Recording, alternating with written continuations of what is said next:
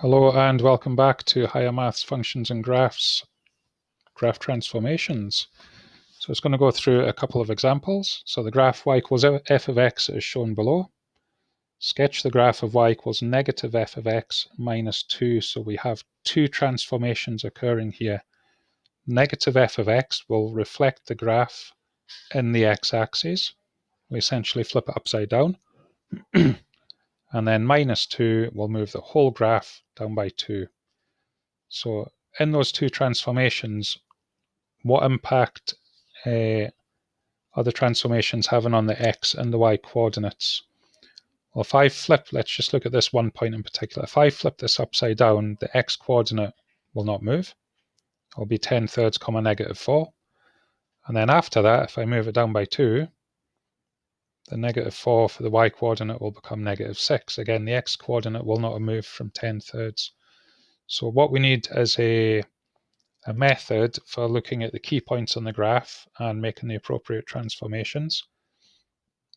So as I said, negative f of x reflects the graph on the x-axis.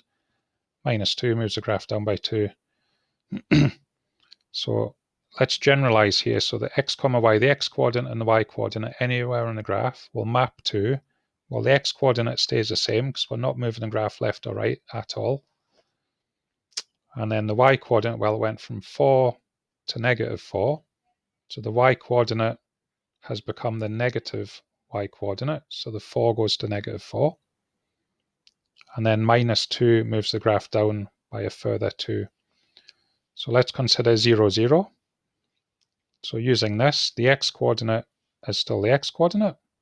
The y-coordinate of 0 becomes the negative of that, so it becomes negative 0, which is just 0, minus 2.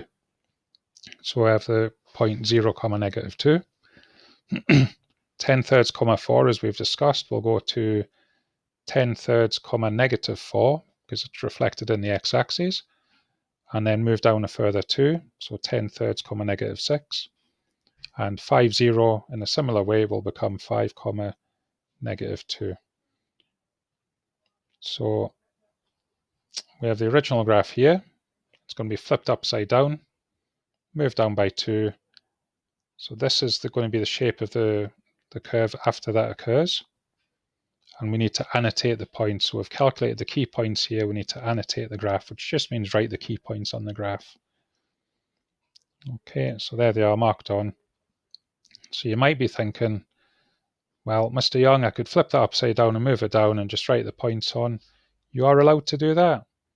But I'm going to insist that you set it out in this way, because when we get onto the harder questions, you'll understand what's going on with this. What I don't want you to be able to do is do the easy questions, but then struggle with the hard ones.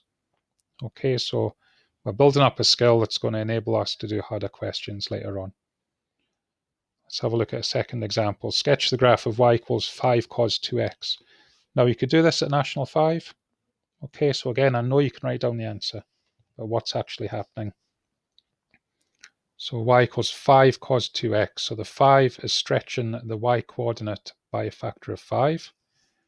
So here, the height of 1 at the start on the normal cosine graph is stretched up to 5. So every y coordinate will be 5 times as large. Now the cos 2x bit compresses the graph by a factor of 2 towards the y-axis. So every x coordinate, when you're compressing by a factor of 2, you're essentially halving all of the x coordinates. So let's look at the key points. So 0, 1, well, half of 0 is 0. And 5y, 5 times 1 is 5, so it's a height of 5. The y equals cos x graph normally crosses at 90, 0. But because it's being compressed by a factor of 2, it'll cross at 45. So that's the x over 2, half of x here. So half of 90 is 45. And 5 zeros are 0. 180, negative 1. Again, we're halving the x coordinate because we're compressing by a factor of 2. So that's 90. And multiplying the negative 1 by 5 for negative 5. And then carrying on for the other 2 points there in a similar way. So we can sketch the first curve. And then we know that a cosine curve repeats itself, so then we can sketch the second curve after that. Okay, and remember to annotate the key points. All right, I'll do one more example in a separate video.